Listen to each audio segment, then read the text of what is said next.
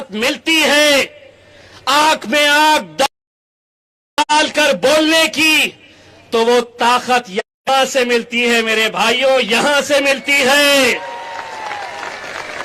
तुम है तो हम है, तुम्हारी ताकत है जिसकी बुनियाद पे आज अल्हम्दुलिल्लाह हम खड़े रहते हैं, डटकर बोलते हैं।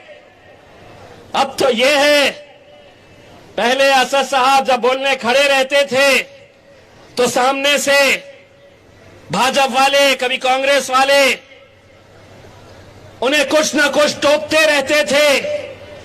अब आपने टीवी पर देखा होगा, असद साहब जब बोलने खड़े रहते हैं तो उनका छोटा भाई पीछे जाकर बैठता है, और अगर कोई असद भाई को कहता है बैठ, तो मैं बोलता अरे बैठ बे, चल बैठ, बहुत आए। बहुत तकलीफ होती है, इतनी तकलीफ होती है उन्हें कि एक शेरवानी से हम परेशान थे, ये दूसरा भी आया है तो बहुत बोलता है। बोलेंगे, इसलिए बोलेंगे कि 70 सालों तक तुम बोलते थे, हम सुनते थे। 70 सालों तक तुमने जैसा बोला हमने वैसा सुना। आज अल्हम्दुलिल्लाह कश्मीर से कन्याकुमारी तक अगर किसी ने सियासी एक सोच पैदा की है इस कौम के अंदर, अगर ये एक ताकत दी है,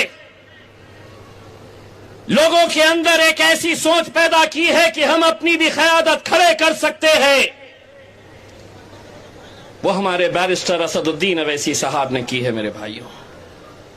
इसीलिए अगर हम पूरी ताकत के साथ, पूरी एकजुटता के साथ अगर हम खड़े रहे तो क्या कुछ नहीं कर सकते, कैसे मोजज़े नहीं हम कर सकते हैं, दिखा सकते हैं हम उसकी जिंदा मिसाल। अगर कोई देखना है तो यही तुम्हारा बेटा, तुम्हारा भाई, तुम्हारा दोस्त इम्तियाज जलील, जिस शहर औरंगाबाद से मैं आता हूं, लगातार 22 सालों से लगातार वहां शिवसेना का सांसद चुनकर आता। मुसलमान किसको वोट देते? शिवसेना को नहीं, भाजपा को नहीं, मुसलमान देता वोट किसको?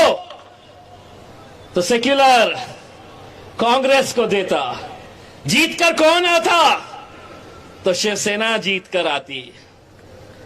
जब हम मैदान में उतरे तो यही कांग्रेस वाले, यही राष्ट्रवादी वाले महफिलें सजाते, सभाएं लेते और यही कहते कि अब ये आ गए हैं, अब ये वोट काटेंगे, ये वोट काटने के लिए आए हैं, एक बार फिर से भाजपा शिवसेना जीत जाएगी। हमने अपनी आवाम से कहा कि इतने सालों तक तुमने अहले गैरों को दिया है, एक बार अपनी जमात के पीछे मजबूती के साथ खड़े रहो। हमने अपने नौजवानों से कहा एक धक्का लगाओ तो सही। अल्हम्दुलिल्लाह एक ऐसा धक्का लगाए कि 22 सालों के शिवसेना को हमने वहां से उखाड़ा और हमारे मजलिस का झंडा वहां पर हमने लहराया। यही बात यहां पर भी चलेगी, खूब जमकर चलेगी यहां पर भी। ये क्यों आए हैं, ये आने से ऐसा होगा वैसा होगा। पूरे महाराष्ट्र के अंदर, पूरे महाराष्ट्र में 48 लोकसभा की सीटें हैं, मेंबर ऑफ पार्लियामेंट 48 है। कांग्रेस ने कितने सीटें हमारी जिताकर लाई है मुसलमानों की? तो 0। शरद पवार साहब ने कितने जिताकर लाए हैं? तो 0। मजलिस में 1 सीट लड़ी और जिताकर कितनी लाई? 100% रिजल्ट। एक लड़े एक जीत कर आए। बस आप लोगों से यही इल्तिजा है मेरे भाइयों, ये वक्त आया है कि हमको कहीं ना कहीं ये सोचना पड़ेगा कि आज इस मुल्क के ऊपर जो हालात, जिस दौर से हम गुजर रहे हैं, उस दौर को देखते हुए हमें तमाम हमारे इख्तिलाफ को भूलना पड़ेगा, हमारे राजनीतिक मतभेदों को भुलाना पड़ेगा और एक बार बैरिस्टर असदुद्दीन अवैसी साहब की क़यादत में हम सबको गुजरात के अंदर भी पतंग लहराना पड़ेगा मेरे भाइयों। आज आप लोगों का जोश देखने के बाद मैं आप मंगरुल के तमाम नौजवानों की तरफ से बैरिस्टर असदुद्दीन अवैसी साहब को एक अपील करना चाहता हूं और वो अपील आपके तरफ से कर रहा हूं, आपके दिल की बात कर रहा हूं कि असद साहब, ये नौजवानों का जोश इन्होंने तय किया है कि ये मजलिस के साथ पूरी ताकत के साथ खड़े रहेंगे। अकबर भाई को लाने की जिम्मेदारी असद भाई आपकी रहेगी। जीत के बाद अकबर साहब को भी यहां पर लाना पड़ेगा इंशाअल्लाह। असद साहब आए हैं, अकबर साहब भी इंशाअल्लाह जरूर यहां पर आएंगे। बस आप लोगों की दुआएं हमें चाहिए। मैं तमाम उलमाओं का शुक्रिया अदा करता हूं। बस आप लोगों की रहनुमाई हमें चाहिए। हम यहां पर बड़ी उम्मीद, बड़े यकीन के साथ आप लोगों के बीच में आए हैं और हमें इतना यकीन है कि आप हमें अपनी दुआओं से जरूर नवाजेंगे। बहुत बहुत शुक्रिया। वाखिर दवाना। बहुत बहुत शुक्रिया। इम्तियाज जलील साहब औरंगाबाद के हमारी पार्टी से सांसद थे।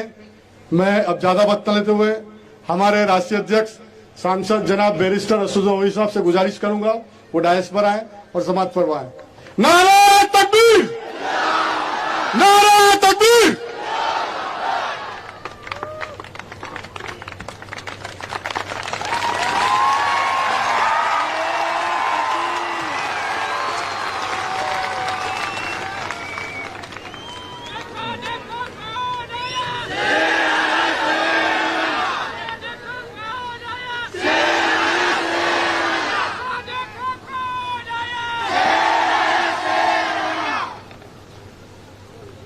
औज़ुबिल्लाहि मिनश्शैतानिर्रजीम। बिस्मिल्लाहिर्रहमानिर्रहीम। अस्सलामु अलैकुम वरहमतुल्लाहि वबरकातुहू। शेनशीन पर तशरीफ फरमा जनाब साबिर भाई साहब, गुजरात के मजलिस इत्तेहादुल मुस्लिमीन के सदर व अध्यक्ष, मंगरोल के मजलिस इत्तेहादुल मुस्लिमीन के सदर मेरे भाई मोहतरम जनाब सुलेमान साहब, मोहतरम जनाब इम्तियाज जलील साहब, रुकने पार्लिमान औरंगाबाद, मेरे तमाम मजलिसी रुफ़ा, मेरी इज़्ज़तदार माँ और बहनों, हाज़रीन इकराम, बुजुर्गान मिल्लत, मेरे गयूर नौजवान साथियों, मैं आप तमाम का शुक्रिया अदा करता हूं कि आपने अपना कीमती वक्त निकालकर आज के मजलिस इत्तेहादुल मुस्लिमीन के इस जलसे में आपने शिरकत की। मैं आपका शुक्रिया अदा करता हूं कि आपने जो मोहब्बत के मज़ाहिरे मुझसे और इम्तियाज जलील साहब से किए, मेरे पास अल्फाज नहीं है कि मैं कैसे आपका शुक्रिया अदा कर सकूं, मगर मैं मेरी जानिब से, हमारे साथी इम्तियाज जलील साहब की जानिब से आप तमाम से इस बात का वादा करता हूं कि जो मोहब्बत और जो शफक़त आपने हमको दिखाई और जो भरोसा आपने हम पर किया है, इंशाअल्लाह ताला अल्लाह सुब्हाना व तआला जब तक हमको जिंदा रखेगा, हम आपके इस भरोसे को शर्मिंदा होने नहीं देंगे। हम आपकी मोहब्बत की लाज रखेंगे और आपने जो बेलोस मोहब्बत के मज़ाहिरे किए उससे हमारे हौसले बुलंद होते हैं। और मुझको ये बात और पैगाम हमको मिलता है कि इंशाअल्लाह ताला ना सिर्फ गुजरात बल्कि सौराष्ट्र, पोरबंदर और मंगरोल, जूनागढ़, इन तमाम मुकामात पे इंशाअल्लाह ताला मजलिस इत्तेहादुल मुस्लिमीन को अल्लाह सुब्हानहू व तआला आपकी मोहब्बत और दुआओं के बायस आने वाले विधानसभा के चुनाव में कामयाब और कामरान करेगा। मैं फिर से आप तमाम का शुक्रिया अदा करता हूं और ख़ास तौर से हमारी इज़्ज़तदार माँ और बहनों का। मेरे अजीज दोस्तों और बुजुर्गों, अभी आपने मेरे साथी इम्तियाज जलील साहब की तकरीर को सुना, मोहतरम जनाब साबिर भाई साहब, और एक तफसीली बात जनाब सुलेमान साहब ने आपके सामने रखी। मैं आपके दरमियान में सिर्फ इसलिए खड़ा हूं, इस बात को दोहराने के लिए खड़ा हूं कि हमारे वतन अजीज भारत में मुसलमानों को, अल्पसंख्यक समाज को या दलित समाज को या आदिवासी समाज को, अगर वो ये चाहते हैं, चाहे मुसलमान हो, दलित हो, आदिवासी हो, अगर वो ये चाहते हैं कि उनसे नाइंसाफी के दौर का खात्मा हो, तो उनको एक सियासी ताकत बनना पड़ेगा। अगर वो चाहते ये हैं कि उनकी आवाज को सुना जाए, तो आपको एक सियासी ताकत बनना पड़ेगा। अगर आप ये चाहते हैं कि पुलिस के नाजायज जुल्म का खात्मा हो, तो आपको एक ऐसे नुमाइंदे की जरूरत है जो पुलिस की नाजायज जुल्म के खिलाफ आपके साथ खड़ा हो जाए। अगर आप ये चाहते हैं कि गुजरात की विधानसभा में आपके शहर की, आपके जिले की तकलीफ को कोई उठाए, तो आपको जरूरी है कि अब की बार आप मजलिस इत्तेहादुल मुस्लिमीन के उम्मीदवारों को कामयाब करें। अगर आप ये चाहते हैं कि जिस तरीके से पोरबंदर के गोसाबर गांव के उन 600 मुसलमान जिन्होंने गुजरात की हाई कोर्ट में एक अर्जी दाखिल की और ये कहा कि हम इज्तिमाई तौर पर मरना चाहते हैं, हमको कोर्ट इजाजत दे, मैं उन 600 लोगों से जो गोसाबर गांव के हमारे भाई हैं, बुजुर्ग हैं, मैं उनसे अपील करना चाहूंगा कि आपको मायूस होने की जरूरत नहीं है। हम जानते इस बात को कि गुजरात की सरकार ने आपको अपनी कश्तियों को डॉक करने की इजाजत 2016 से नहीं दे रही है, मगर मेरे अजीज दोस्तों और बुजुर्गों, ये हम तमाम के लिए बड़ी तकलीफ दे बात है, शर्मिंदगी की बात है कि उस गांव के 600 मुसलमान जो 100 साल से वो कश्तियां समंदर में चलाकर मछली पकड़ते हैं, आज वो इतने बेबस और मायूस हो चुके हैं कि उनको कोर्ट में जाकर कहना पड़ रहा है कि हमको इजाजत दीजिए कि हम मरना चाहते हैं। मेरे अजीज दोस्तों और बुजुर्गों, असदुद्दीन ओवैसी और इम्तियाज जलील अगर आपके दरमियान में आते हैं, तो यही चीज को हम आपके दरमियान में खड़े होकर कहते हैं कि आपको अपने हौसलों को पस्त नहीं करना चाहिए, आपको नाउम्मीद नहीं होना चाहिए, बल्कि आपको इन नामसाइब हालात हैं, मैं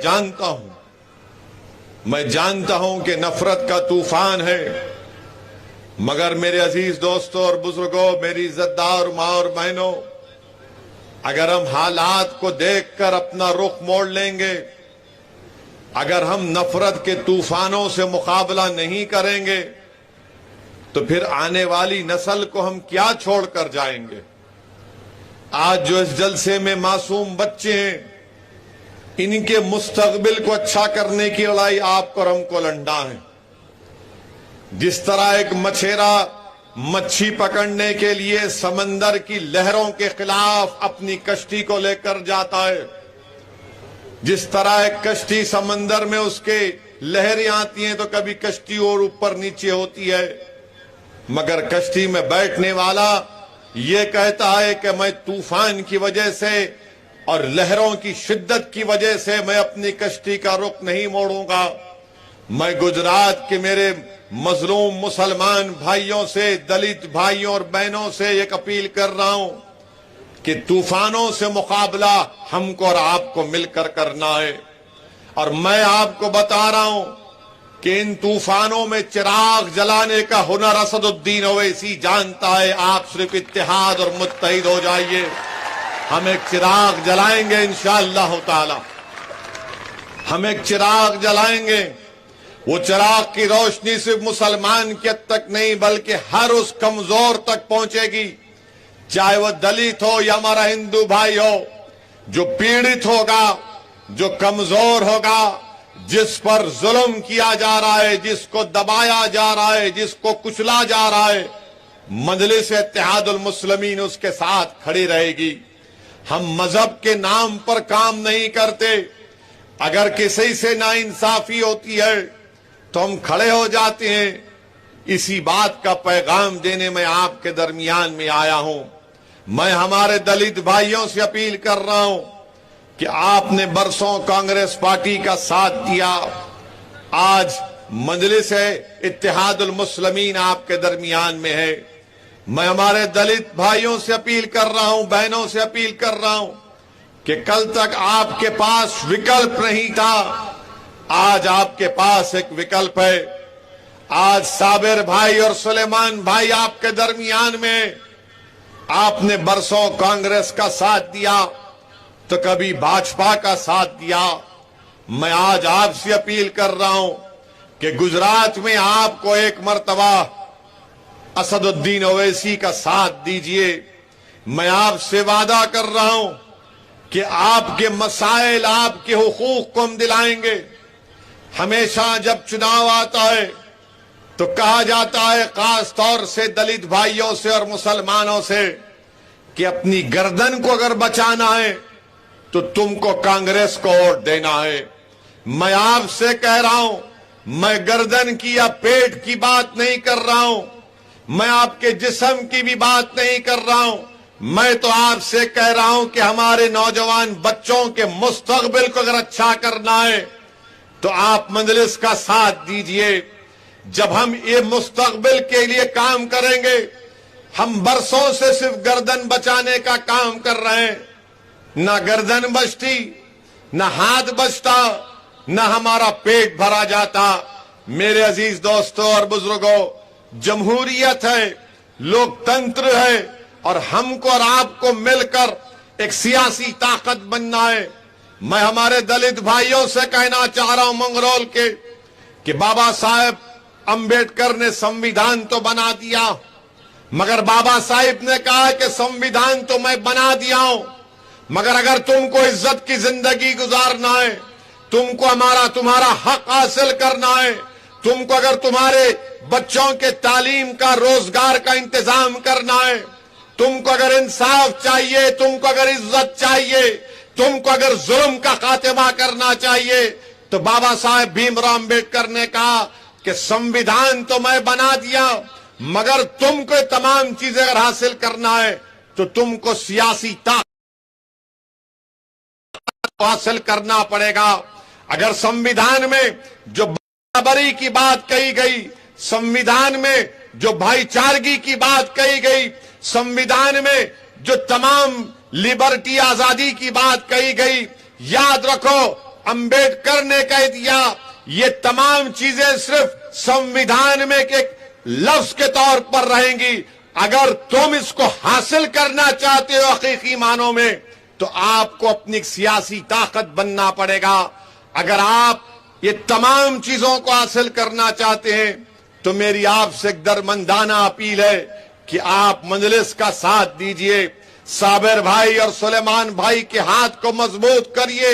मेरे अजीज दोस्तों और बुजुर्गों, पोरबंदर के वो 100 हमारे भाई जो आज मायूस हैं, मैं आज के इस जलसे से उनसे अपील कर रहा हूं कि मायूस मत हो, हम लड़ेंगे आपके लिए, हम आपकी आवाज बनेंगे, मगर आप हरगिज आप इस तरह की बात मत करिए कि हम दुनिया को छोड़ देंगे, हम खुदकशी करेंगे। आपसे मैं अपील कर रहा हूं कि हमको डरने और घबराने की जरूरत नहीं है। कांग्रेस पार्टी का आपने साथ दिया तो कभी बीजेपी का साथ दिया। अब कांग्रेस पार्टी के लोग कल से मंगरौल में और पोरबंदर में ये पुकारना शुरू कर देंगे कि ओवैसी आया है तो बीजेपी को जिताने के लिए आया है। आप देख लेना, कल से शुरू हो जाएंगे। और हमारे आने से पहले सुलेमान भाई बता रहे थे कि कांग्रेस के जिम्मेदार लोग ये कह रहे थे कि ओवैसी आएगा तो यहां पर दंगा होगा, ओवैसी आएगा तो मदरसों को खतरा होगा। मैं उनसे पूछना चाह रहा हूं, क्या 2002 का दंगा मेरी वजह से हुआ था?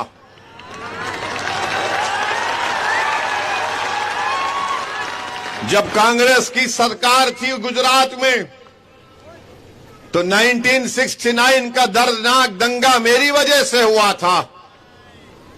1980 का फसाद मेरी वजह से हुआ था। बाबरी मस्जिद की शहादत के बाद जो फसाद हुआ मेरी वजह से हुआ। मैं हमारे कांग्रेस के जिम्मेदारों से कहना चाह रहा हूं, इस तरह की बकवास मत करो, सियासी तौर पर मुकाबला करो। मगर मैं खुश हूं कि अभी हमने अपना सफर का आगाज किया पोरबंदर, सौराष्ट्र में और मंगरौल में, तो कांग्रेस पार्टी के पेट में दर्द शुरू हो चुका है। ये हमारी कामयाबी की पहली निशानी है। ये हमारी कामयाबी का पहला सिग्नल है। मेरे अजीज दोस्तों और बुजुर्गों, अगर हार्दिक छोड़कर चला गया कांग्रेस को तो क्या साबिर भाई ने उसको अपने घर में बिठाकर बिरयानी और बोटी खिलाई थी क्या? अगर कांग्रेस के 12 विधायक जीतकर नरेंद्र मोदी के गोद में बैठकर चाय पी रहे हैं तो क्या साबिर भाई और सुलेमान भाई से शक्कर लेकर गए थे पूछ के कि चाय में मिलाकर पीना है? इनके पास इसका कोई जवाब नहीं है। मगर डर और बीजेपी और कांग्रेस को क्या है? इनको डर सिर्फ यही है, बीजेपी से पूछेंगे तो बीजेपी बोलेंगे ओवैसी एक नया जिन्ना है। इनको ये नहीं मालूम, बीजेपी को ये नहीं मालूम कि जब मुल्क की आजादी की लड़ाई लड़ी जा रही थी तो ओवैसी की तरह मुसलमान जिन्ना के खिलाफ उस वक्त भी थे और आज भी हैं। हमने पाकिस्तान को नहीं माना, हम भारत को ही मानते आए और मानते रहेंगे। मगर बीजेपी बोलती नहीं, ये ऐसा बोलता है। अरे अगर बोलने की वजह से तुमको दर्द हो रहा है तो जवाब दो ना, मैं जो कह रहा हूं। मगर इल्जाम लगा दिया जाता है, कभी कहते हैं कि शिद्दत पसंदी की बात करता है, कभी बीजेपी और कांग्रेस के लोग बोलते हैं कि ओवैसी किसी मजहब का खिलाफ है। मेरे एक तकरीर दिखाओ। मैं राजनीति में पिछले 27-28 साल से हूं। मैं 2 मर्तबा का विधायक था और अल्हम्दुलिल्लाह अल्लाह ने मुझे 4 मर्तबा रुकने पार्लियामान मुंतखब करवाया। मेरी तकरीर का एक जुमला दिखाओ जो मैंने किसी मजहब के खिलाफ कहा है तो बताओ मुझे। मैं किसी मजहब के खिलाफ ना था, ना हूं, ना कभी रहूंगा इंशाअल्लाह ताला। हां, मैं मोदी के खिलाफ था और जब तक जिंदा रहूंगा मोदी के खिलाफ। मैं आरएसएस के खिलाफ था और जिंदगी भर आरएसएस के खिलाफ रहूंगा। गांधी को मारने वालों के साथ मैं कभी था ना कभी रहूंगा। मैं गांधी के मारने वालों को भारत का सबसे बड़ा दहशतगर्द कहता और कहता रहूंगा। मैं कांग्रेस के खिलाफ हूं और रहूंगा इसलिए कि कांग्रेस ने ही मुसलमानों का और दलितों का बेड़ा गर्क किया। यही कांग्रेस ने मुसलमानों को बर्बाद किया। मैं जानता हूं कांग्रेस पार्टी को, जितना करीब मैं था कोई नहीं था कांग्रेस पार्टी के। जब आंध्र प्रदेश रियासत थी, बल्कि जब चंद्रबाबू नायडू चीफ मिनिस्टर थे और नायडू ने वाजपेयी हुकूमत की का साथ दिया, तो हमने उनके खिलाफ काम शुरू किया था। मैं कांग्रेस को अच्छी तरह जानता हूं और कांग्रेस पार्टी और बीजेपी नहीं चाहती कि भारत में दलित और मुसलमानों की एक पॉलिटिकल लीडरशिप उभरे। ये दोनों पार्टियां ये चाहती है कि इनको डराओ, इनको उलझा कर रख दो इनके मसाइल में, इनको बताओ कि तुम्हारी गर्दन का खतरा है, तुम्हारे फुला घर का खतरा है।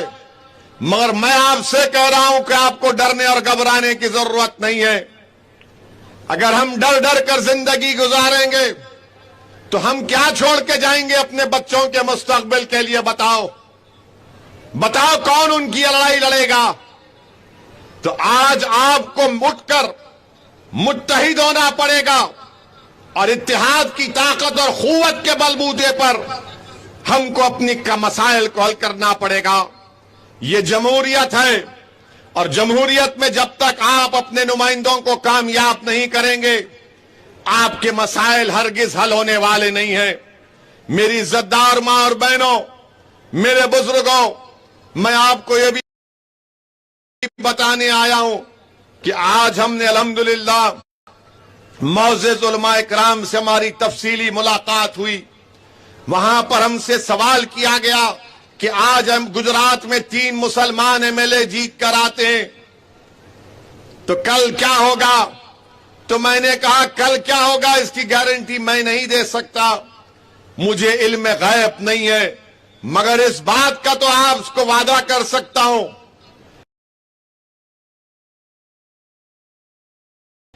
3 जगह साबिर भाई की क़यादत में, सुलेमान भाई की क़यादत में, गुजरात की विधानसभा में अगर आप तमाम लोग मुत्तहिद हो जाएंगे तो 3 की जगह हम 10 को जिताकर गुजरात की विधानसभा में भिजाने की ताकत आपके और हमारे पास है। और ये जो 3 जीत कर गए, कभी इनकी जबान पर नाम आया दलितों का, मुसलमानों का, जुल्म का, नाइंसाफी का? ये तो वहां पर जाकर ऐसा बैठते हैं कि जैसा किसी शादी में बैठते हैं कि अब खाना कब खाना है, खा के घर जाएंगे। कभी उठाया मसाइल विधानसभा में, कभी पूछा कि पोरबंदर के ये हमारे मछेरे भाई 2016 से उनकी कश्ती को डाक करने की इजाजत क्यों नहीं दी जा रही है? कभी पूछा कि जिस क्षेत्र से वो विधायक बनते हैं वहां के मसाइल को उठाया? ये जीतते क्यों? मैं बताता हूं आपको, ये आपकी खिदमत करने के लिए नहीं जीतते, ये अपनी अनानियत के लिए, अपनी इनफरादियत के लिए जीतते हैं। अगर कल साबिर भाई की क़यादत में मंदलिस के 8-9 एमएलए जीतेंगे तो ये साबिर भाई की इनफरादियत नहीं कामयाब होगी, ये इज्तिमाई आपकी कामयाबी होगी, हमारी बहनों की कामयाबी होगी, हमारे बच्चों की कामयाबी होगी। ये बात आपको समझने की जरूरत है। मेरे अजीज दोस्तों और बुजुर्गों, मेरी इज्जतदार मां और बहनों, ये बात, ये पैगाम मैं आपको दे रहा हूं। और अल्हम्दुलिल्लाह अहमदाबाद के बल्दिया के इलेक्शन, मुडासा, बरूज और गोधरा के बल्दिया के इलेक्शन में मंजलिस इत्तेहादुल मुस्लिमीन ने जनाब साबिर भाई की क़यादत में हमारे अराकीन बल्दिया को अल्लाह ने कामयाब और कामरान किया। हमारे कामयाबी का सफर तो शुरू हो चुका है। मैं आपसे वादा कर रहा हूं कि विधानसभा के असेंबली के इलेक्शन में भी, इंतखाबात में भी मजलिस इत्तेहादुल मुस्लिमीन अपने उम्मीदवारों को उतारेगी। हम इलेक्शन लड़ेंगे और मुझे यकीन है कि जिस तरह आज आपने मोहब्बत के मुजाहरे किए, जिस तरह आपने आज दुआओं से हमको, आपकी दुआओं से हमको सरफराज किया, हमको दुआएं दी, मुझे यकीन है कि इंशाअल्लाह ताला मंगरौल हो या सौराष्ट्र हो, एक नया सियासी इनकलाब लिखा जाएगा। मंजलिस पार्टी लड़ेगी। मंजलिस पार्टी दलित भी हमारा साथ देंगे, हमारे दलित भाई, हमारे हिंदू सेकुलर भाई भी हमारा साथ देंगे और अल्पसंख्यक समाज के मुसलमान भी हमारा साथ देंगे। तो आप इन बातों में मत जाइए कि 3 है, 3 का क्या होगा। मैं आपसे कह रहा हूं वो 3 को बाजू करो। अगर आपके 9 जीत कर जाएंगे तो वो जो गुजरात की विधानसभा में जब आपके हक के लिए आवाज उठाएगा आपका विधायक मंगरौल का, तो आपको उसकी आवाज यहां पर सुनाई देगी। जो गुजरात की विधानसभा में पुकार कर कहेगा कि गरीबों से इंसाफ होना चाहिए, तो आज वो आपकी काने जो तड़प रही है, जो आपके दिल में एक ख्वाहिश है कि मेरा भी कोई नुमाइंदा जाकर गुजरात की विधानसभा में मेरी तकलीफ को बयान कर सके, मेरे उम्मीदों को पूरा कर सके, मेरे ख्वाबों को अमली जामेनामा पहना सके, जुल्म के खिलाफ आवाज उठा सके, तो मैं आपसे वादा कर रहा हूं ये काम मजलिस इत्तेहादुल मुस्लिमीन करती आई है और करती रहेगी। मगर शर्त सिर्फ इस बात की है कि आप पूरे इत्मीनान और एतमाद के साथ आने वाले विधानसभा के चुनाव में मजलिस इत्तेहादुल मुस्लिमीन के हक में अपने वोट का इस्तेमाल करिए। मैं जानता हूं कि 27 साल से भाजपा की सरकार है, मगर मेरे अजीज दोस्तों और बुजुर्गों, मुझे एक सच्चाई को बयान करने की इजाजत दीजिए। अगर आप ये समझ रहे हैं कि आप हुकूमतों को बदल सकते हैं, आप नहीं बदल सकते हुकूमतों को। मेरी इस बात को याद रखो। आप लोग आएंगे आपके पास, जैसा जैसा चुनाव करीब आएगा, आकर आपसे कहेंगे हुकूमत को बदलना है, सरकार को बदलना है। अरे बताओ, पिछले आखिरी मर्तबा एक मुसलमान लोकसभा के लिए कब जीता था गुजरात में? 1984 में। उसके बाद कितने पार्लियामेंट के इलेक्शन हो गए? 89 का इलेक्शन हुआ, 91 का इलेक्शन हुआ, 96 का पार्लियामेंट का इलेक्शन हुआ, 98 का पार्लियामेंट इलेक्शन हुआ, 99 का पार्लियामेंट इलेक्शन हुआ, 2004 का हुआ, 2009 का हुआ, 2019 का हुआ, यानी 8 पार्लियामेंट के इलेक्शन हो गए और एक भी मुसलमान लोकसभा से गुजरात से नहीं जीतता। और तब भी बीजेपी कहती है कि नहीं नहीं, हम सबका साथ, सबका विश्वास की बात करते हैं। किसी को टिकट नहीं देती बीजेपी, और कांग्रेस दूसरी तरफ बोलती ए ओवैसी आया, इसकी बातों में मत जाओ।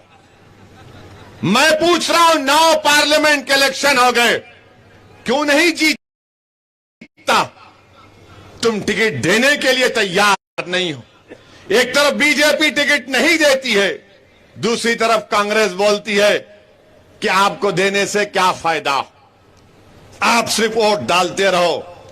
मैं आपसे अपील कर रहा हूं कि हम सिर्फ वोट डालने वाले नहीं हैं, वोट लेने वाले हमको बनना पड़ेगा। और जो लोग बार बार तंज करते हैं, ये संघ परिवार के बीजेपी के लोग, मुसलमान का नाम लेके बोलते ए अब्दुल पंचर बनाने वाला है, बोलते हैं ना। अब हम उनको बताएंगे कि अब्दुल अब तक पंचर बनाता था, मगर अब्दुल का बेटा अबुल कलाम की तरह साइंटिस्ट बनेगा इंशाअल्लाह ताला। अब्दुल तो पंचर बनाता था, मगर इंशाअल्लाह ताला अब्दुल का बेटा पंचर नहीं बनाएगा, बल्कि साइकिल की फैक्ट्री का क़याम अमल में लाएगा इंशाअल्लाह ताला। ये हमारे ख्वाब है, ये मेरा ख्वाब है कि कल तक जो पंचर बनाता था उसका बेटा पंचर ना बनाए, बल्कि काबिल और तालीम याफ्ता बने। ये मेरा ख्वाब है, ये मेरी कोशिश है। इसीलिए तो कह रहा हूं कि इलेक्शन लड़ो, जीतो, ताकि कोई अब्दुल पंचर ना बनाए। अब्दुल तो बना चुका, मगर अब्दुल का बेटा रोड पर नहीं बेचेगा। अब्दुल तो मंडी पर फ्रूट बेचता था, मगर अब अब्दुल का बेटा फ्रूट नहीं बेचेगा। उसको ख्वाब दिखाओ। मेरे अजीज दोस्तों, मेरी मां और बहनों, ख्वाब देखना शुरू करो। ख्वाब जब देखोगे तो तभी तो पूरा होगा। मगर ये तमाम लोग, ये जालिम लोग हमसे कहते हैं कि तुमको इजाजत नहीं है ख्वाब देखने की भी। मैं आपसे कह रहा हूं कि ख्वाब देखना शुरू करो। उन ख्वाबों को आप और हम मिलकर पूरा करेंगे।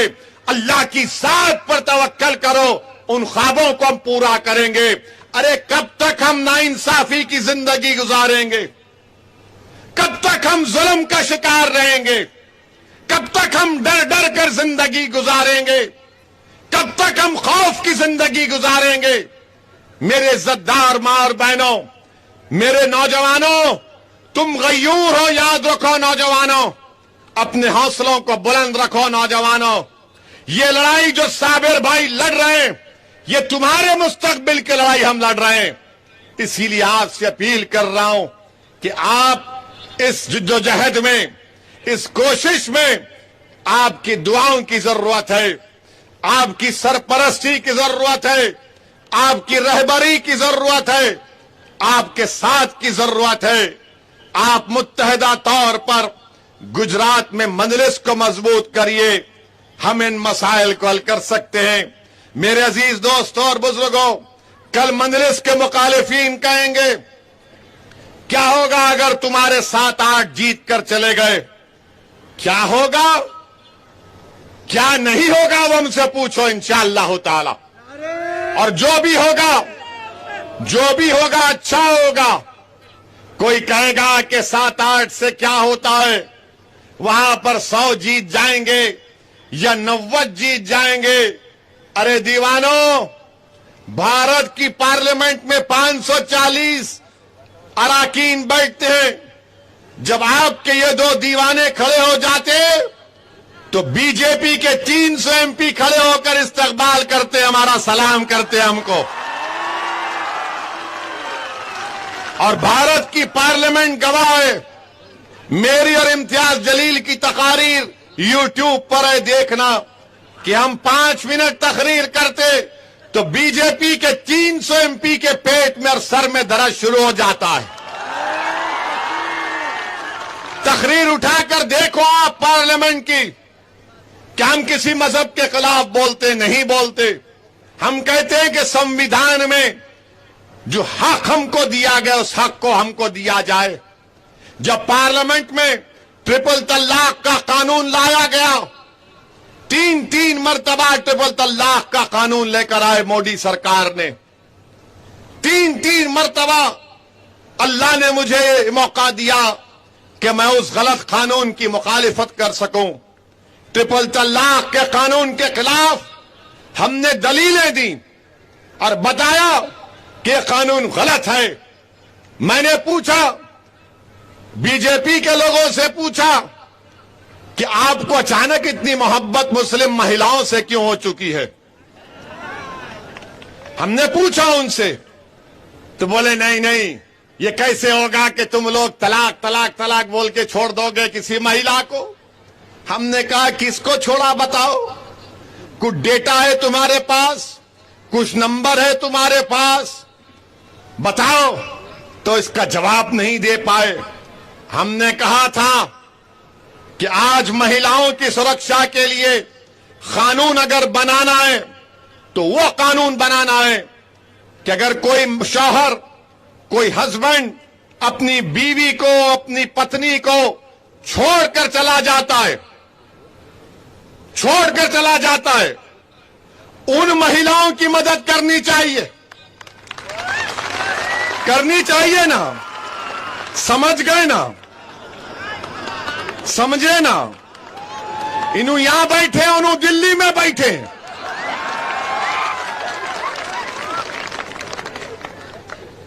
नहीं समझे? समझ गए ना?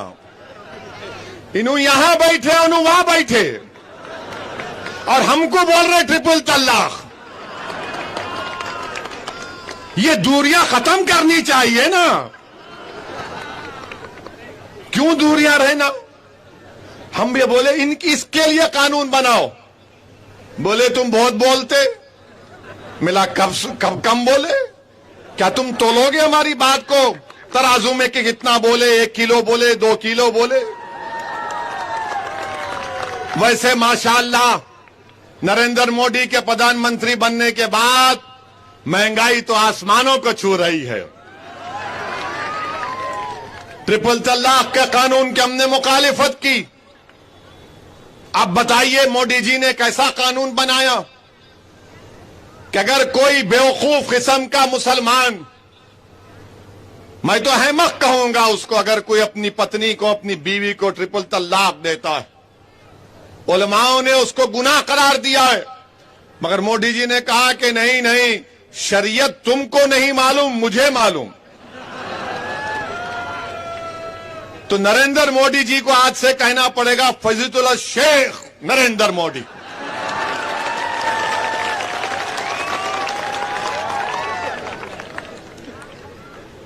दिल पे मत लो बीजेपी वालों,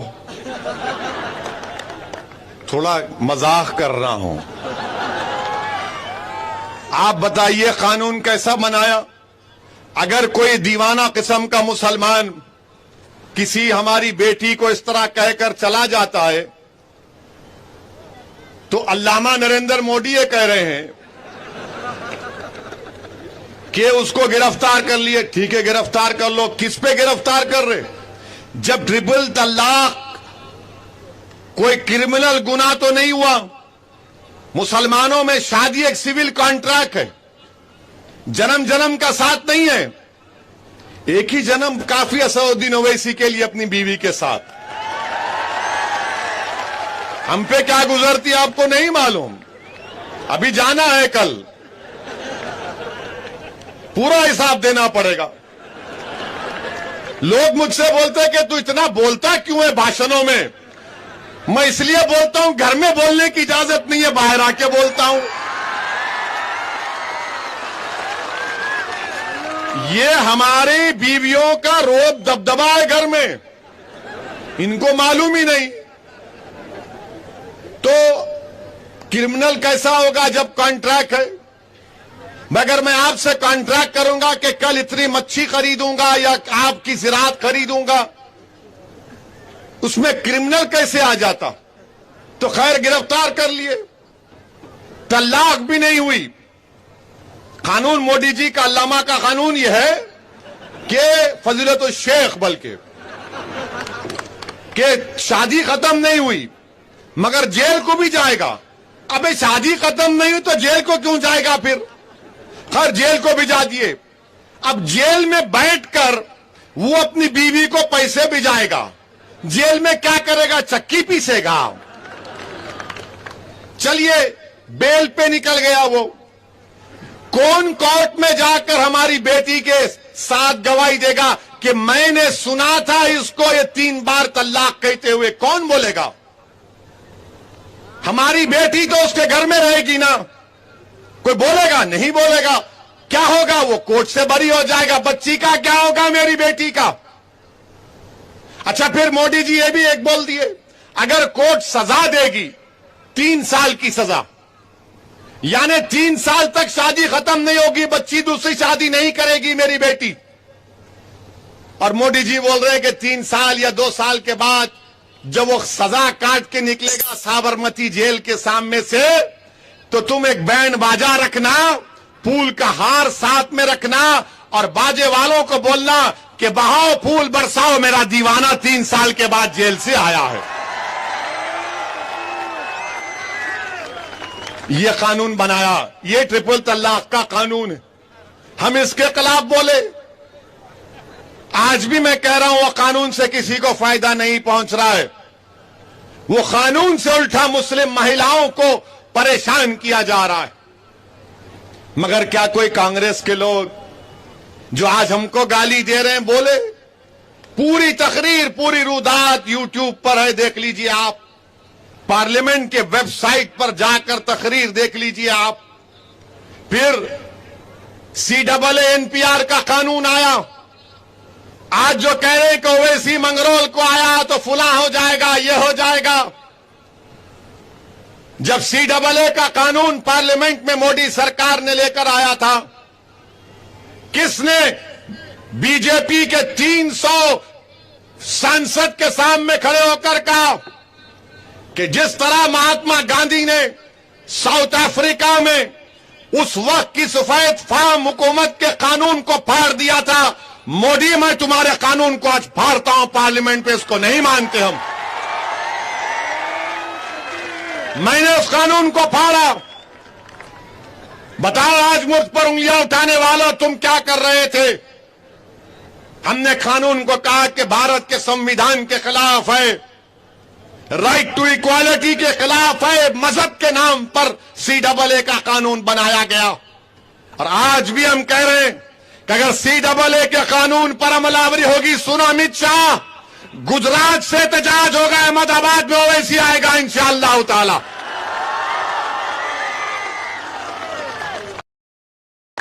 अब हमको क्या बोलते हैं, ये क्यों बोला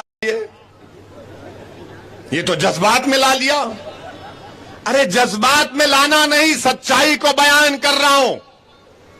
और सच्चाई यही है, हिजाब का मसला उठा, मैं उत्तर प्रदेश में चुनाव लड़ रहे थे तो हिजाब के मसले को हमने उठाया, तो फिर शुरू हो गए लोग, अरे यहां क्यों उठा रहे तुम, ये कर्नाटक का मसला है। मुझसे किसी साहब ने पूछा, अरे भाई क्यों बोल रहे हो हिजाब के बारे में? मैंने पूछा उनसे, जनाब ये तो बताइए कि आपके घर में आपके खवातीन हिजाब करती हैं? बोले ये क्या बेहुदा सवाल आप कर रहे हैं। मैंने पूछा बताओ, तो बोले हां बड़ी इज्जत के साथ करती हैं। मैं उन्हीं के लिए कर रहा हूं। बीजेपी हर चीज एक प्रोग्राम और प्लानिंग के तहत करती है। हिजाब का मसला उठाया तो सबको बाद में मालूम हुआ कि बीजेपी का एजेंडा यही है कि हिजाब के नाम पर, यानी बीजेपी RSS ये चाहती है कि हिजाब हम ना पहने। क्यों ना पहने? बोलेंगे नहीं नहीं तो तुम कैसे तरक्की करोगे। मेरे भाई, मैंने कहा आज आपके दरमियान में कह रहा हूं, यमन की आज से 6-7 साल पहले यमन की एक महिला को हिजाब पहनने वाली को नोबेल पीस प्राइज मिला। हिजाब पहनकर उसको नोबेल पीस प्राइज मिला। मगर ये लोग बताए करेंगे मैं क्या पहनूंगा, क्या खाऊंगा, कितनी दाढ़ी छोड़ूंगा या दाढ़ी ना छोड़ूं, सर पर टोपी ना पहनूं, कुर्ता पैजामा ना पहनूं, तो क्या करेंगे फिर हम। मेरे अजीज दोस्तों और बुजुर्गों, मेरी इज्जतदार मां और बहनों, इसीलिए हम आपसे अपील कर रहे हैं कि अगर कोई कहेगा कि नहीं असदुद्दीन ओवैसी बोलता है, मेरी जिंदगी का क्या भरोसा, आपकी जिंदगी का क्या भरोसा।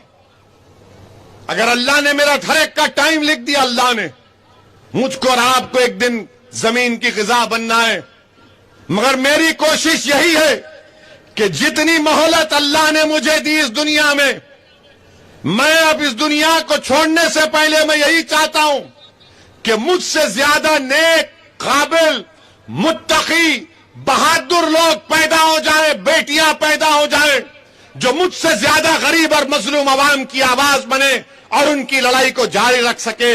यही काम कर रहा हूं, यही काम कर रहा हूं, यही मेरी जिंदगी का बहुत बड़ा एक मकसद है। इसीलिए हमने महाराष्ट्र में इम्तियाज जलील आज महाराष्ट्र के दलितों का, मुसलमानों का, मजलूमों का एक नेता बन चुका है। इनको तकलीफ है। बिहार में अख्तरुल ईमान, शाहनवाज, अंजर नईमी, रुकनुद्दीन मुसलमानों की एक आवाज बन चुके हैं। उत्तर प्रदेश में शौकत अली मजलूमों की एक आवाज बनकर उभर रहा है। कर्नाटक में मजलिस लीडरशिप को पैदा कर रही है। हमको यही काम करना है। अगर यही सोचते बैठेंगे कि सेकुलरिज्म का क्या होगा, सेकुलरिज्म क्या है? सेकुलरिज्म एक जनाजा बन चुका है आज की तारीख में, और मुसलमानों से कहा जा रहा है नहीं तुम्हारा काम है जनाजे को उठा के चलो। अरे मैं कब तक उठा के चलूंगा इसको? 60 साल से तो मैं ही उठा रहा हूं उस जनाजे को, अब तुम ले जाओ इस जनाजे को। अब मैं नहीं उठाने वाला इस सेकुलरिज्म के जनाजे को। कौन सा सेकुलरिज्म है बताओ? क्या आपने नहीं देखा कि मध्य प्रदेश में एक जैन साहब है, 70 साल का बूढ़ा है, 70 साल का बूढ़ा है, और उसको बीजेपी के एक कॉरपोरेटर का शौहर पति उसको इतना मारता है। क्यों मारता है उसको? कि तू बता तू मुसलमान है नहीं है। वो बूढ़ा कह रहा है कि नहीं, मर मारे जा रहा है, मारे जा रहा है, और जान ले लियो उसकी। यह सेकुलरिज्म है कि 70 साल के जैन तबके से ताल्लुक रखने वाले शख्स को मध्य प्रदेश में इसलिए मार दिया गया कि वो मुसलमान नजर आ रहा था। कहां है सेकुलरिज्म? मुझे बताओ। मत दो मुझे इन बातों की दुहाई। हकीकत को मैं जानता हूं, और हकीकत यही है कि सेंधवा में, खरगोन में घरों को तोड़ दिया गया। दिल्ली देश की राजधानी है, गरीबों के घरों को तोड़ दिया गया बगैर नोटिस के। तो कोई नहीं गया उन बहते हुए आंसुओं को पोंछने के लिए, उन गरीबों को हिम्मत दिलाने के लिए। मैं हैदराबाद में था, तो जब बुलडोजर दिल्ली में आए तो किसी ने फोन किया, क्या ओवैसी तुम नहीं आओगे? मैंने कहा आ रहा हूं। रात में गया, उसी मस्जिद में जाकर, रमजान थी तो रमजान में रोजा रास्ते में हमने खोला। दिल्ली के हमारे प्रदेश के अध्यक्ष कलीम हफीज के साथ उस मस्जिद में जाकर, जिसकी दीवार और गेट को तोड़ा गया था, वहां पर मैंने नमाज मगरिब अदा की। कौन जाएगा फिर? याद रखिए, आपको नेता बनना है। मैं यहां पर आया हूं तो आपको लीडर और नेता और कायद बनाने के लिए आया हूं, और अल्लाह बनाएगा, मैं कोशिश करूंगा सिर्फ इंशाअल्लाह ताला। आपको नेता बनना है, आप बन सकते, याद रखो मेरी बात को। और हमको इल्जाम लगाया जाता है कि मजलिस और ओवैसी क्यों ज्ञान वापी के मसले को उठाया है। मैं नौजवानों से कह रहा हूं, जो आज 20-22 साल के नौजवान हैं, मैं तुमको कह रहा हूं नौजवानों, बाबरी मस्जिद को याद रखो। बाबरी मस्जिद को हमसे छीन लिया गया, उसी तरीके से कोशिशें की जा रही हैं कि ज्ञान वापी को भी छीन लिया जाए, मथुरा की ईदगाह को भी छीन लिया जाए, लखनऊ की टीली वाली मस्जिद को छीन लिया जाए, मुंबई की हाजी अली दरगाह, ख्वाजा अजमेरी का आस्थाना, ये सब हो रहा है। जो मुझ पर आज उंगलियां उठा रहे हैं, बोलो तुम क्यों नहीं बोलते इन बातों को? तो कांग्रेस पार्टी बोलेगी, अगर हम बोलेंगे तो हमको हिंदू भाइयों बहनों का वोट नहीं मिलेगा, तो तुम मेरी बर्बादी को बर्दाश्त करोगे। मेरे मस्जिद के तकद्दुस को पामाल किया जा रहा है, तुम कुछ नहीं बोलोगे। मेरी बेइज्जती की जा रही है, तुम कुछ नहीं बोलोगे। मगर जब चुनाव आएगा तो मुसलमानों से कहा जाएगा, सेकुलरिज्म के नाम पर वोट दे दो, डराया जाएगा। मगर हम बीजेपी से भी कहना चाह रहे हैं, आरएसएस से भी कहना चाह रहे हैं, हम एक बाबरी मस्जिद को खो चुके हैं, अब दूसरी मस्जिद को हरगिज नहीं खोने देंगे इंशाअल्लाह ताला। हम नहीं खोएंगे, क्योंकि पार्लियामेंट का कानून है कि जो 15 अगस्त 47 को जो मंदिर मस्जिद थी वही रहेगी।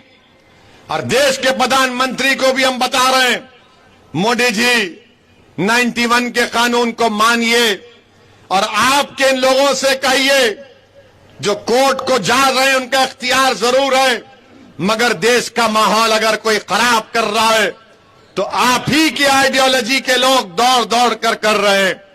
अब तो हद ही हो गई कि हलाल पर, हलाल गोश्त पर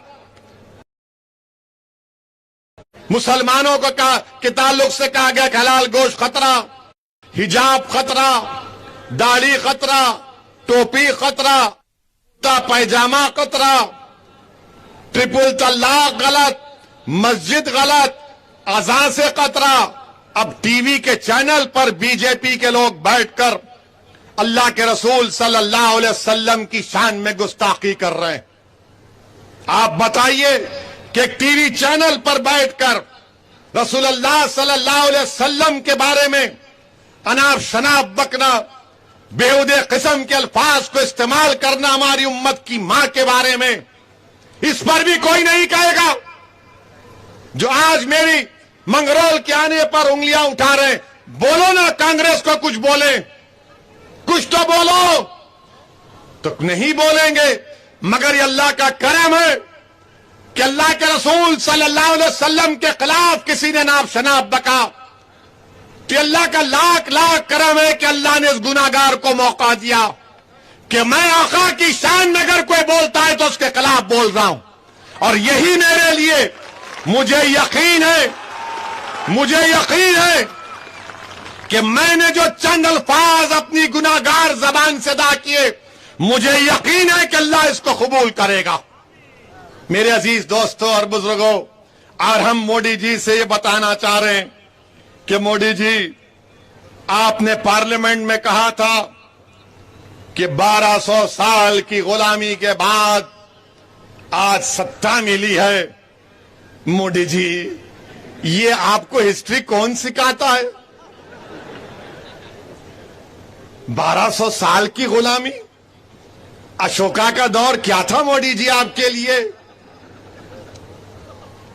मोदी जी ये भी तो बता दीजिए कि अशोका का जो पोता था उसको किसने मारा था? और आरएसएस वालों ये बता दो, ये पुष्यमित्रा संघा आपका क्या रिश्तेदार था जिसने बौद्ध मजहब के तमाम 30,000 इमारतों को निस्तो नाबूद कर दिया? मोदी जी, भारत की तारीख 1200 साल की गुलामी नहीं, भारत की गुलामी अंग्रेजों की 200 साल की थी। और भारत की तारीख शुरू होती 65,000 साल पहले। मैंने कल मुंबई में कहा तो दिन भर आरएसएस वालों को, जो जिंदगी भर चड्डी पहनकर 90 साल के बाद पैंट पहन रहे हैं, इनको अब तकलीफ हो रही है। अब बोल रहे ये कहां से लाया ये? अरे कहां से लाया नहीं था, शाम में तुम पढ़ते नहीं हो। 65,000 साल पहले भारत, माने ये जो बर्रे सगीर का इलाका है, 65,000 साल पहले यहां पर अफ्रीका से लोग आए थे। बीजेपी आरएसएस क्या बोलती? ये मुगल आए थे, मुसलमान आए थे, आक्रमण करे, फुला करे, इबादतगाह को तोड़े। 65,000 साल पहले अफ्रीका से लोग आए थे। और उसके बाद भारत में जो लोग आए, कहां से आए? 65,000 साल पहले अफ्रीका से आए, और फिर 45,000 साल पहले वस्ती एशिया से आए, सेंट्रल एशिया से। फिर उसके बाद 30,000 साल पहले ईस्ट एशिया से आए थे, और चौथी मर्तबा आए थे सेंट्रल एशिया से। तो आरएसएस वालों, सुनो मेरी बात को गौर से, तुमको रात में नींद नहीं आएगी। ये जो सेंट्रल एशिया से आए थे, इनको आर्यन बोलते। तो गुजरात में अगर कोई पक्का भारतीय है, जो पहला अगर कोई गुजराती है गुजरात में, वो आदिवासी है। मोदी साहब या वो साबिर भाई भी नहीं है, समझे ना? आदिवासी पहले है, फिर द्रविडियन है, उसके बाद हम सब हैं। तो ये लोग नहीं बोलेंगे मेरे साली मुगल। अरे तारीख पहले की भी है ना। और दलित भाई जानते हैं कि बीजेपी आरएसएस बोलती है कि मुसलमानों की वजह से ये अनटचेबिलिटी, छूत अछूत शुरू हुआ नहीं। बाबा साहिब अंबेडकर ने कहा कि 400 AD में, यानी हजरत ईसा के दुनिया से उठ जाने के बाद 400 साल के बाद इस मुल्क में, बर्रे सगीर में अनटचेबिलिटी का आगाज हो गया। कौन था जब बादशाह? मोदी जी। कौन था जब। तो इसीलिए मेरे अजीज दोस्तों और बुजुर्गों, हमको अपनी शनाख्त को बरकरार रखना है, अपने तहजीब की हिफाजत करना है और हिम्मत और हौसले से करना है। हम जरूर सब्र करेंगे मगर पीठ नहीं दिखाएंगे। हम जरूर कमर कसेंगे मगर हौसलों को पस्त होने नहीं देंगे। हम जालिमों से नहीं डरेंगे, हम अल्लाह से डरते थे और अल्लाह से डरते रहेंगे। जब हम सब्र करेंगे, कमर बस्ता हो जाएंगे और अल्लाह से डरते रहेंगे तो यकीनन कामयाबी आपके कदम को चूमेगी। यही चंद गुजारिशात मैं आपके सामने अर्ज करने आया हूं। पहली मर्तबा आया हूं और इंशाअल्लाह ताला फिर आऊंगा, आता रहूंगा।